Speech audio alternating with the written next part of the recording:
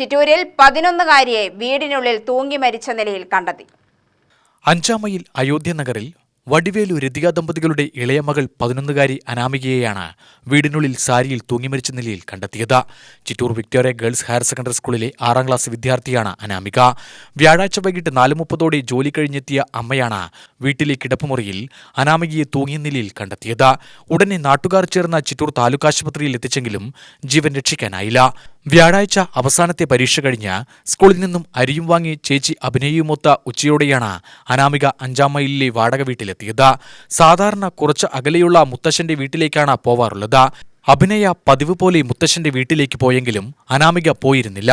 പൊള്ളാച്ചിയിലെ സ്വകാര്യ കമ്പനിയിലെ പണി കഴിഞ്ഞ് കുട്ടിയുടെ അമ്മ രതിക വീട്ടിലെത്തിയപ്പോൾ പതിവിന് വിപരീതമായി കിടപ്പുമുറി അകത്തുനിന്നും കുറ്റിയിട്ടത് ശ്രദ്ധയിൽപ്പെട്ടതിനെ തുടർന്ന് തള്ളി തുറന്നാണ് അകത്ത് കയറിയത്. രാവിലെ പരീക്ഷയ്ക്ക് പോകാൻ ചെറിയ മടി കാണിച്ചിരുന്നു അനാമിക. അമ്മ നിർബന്ധിച്ചാണ് പരീക്ഷയ്ക്ക് പറഞ്ഞുവിട്ടതെന്ന് ബന്ധുക്കൾ പറഞ്ഞു. സ്കൂൾ കലോത്സവങ്ങളിൽ നിറസാന്നിധ്യമായിരുന്നു അനാമിക. സ്കൂൾ ഒപ്പന മത്സരത്തിലെ അംഗമായിരുന്നു എന്നും അധ്യാപകർ പറഞ്ഞു. മൃതദേഹം ജില്ലാശുപത്രി മോർച്ചറിയിൽ പോസ്റ്റ്മോർട്ടത്തിന് ശേഷം ബന്ധുക്കൾക്ക് വിട്ടു നൽകും. UTV news Palakkad.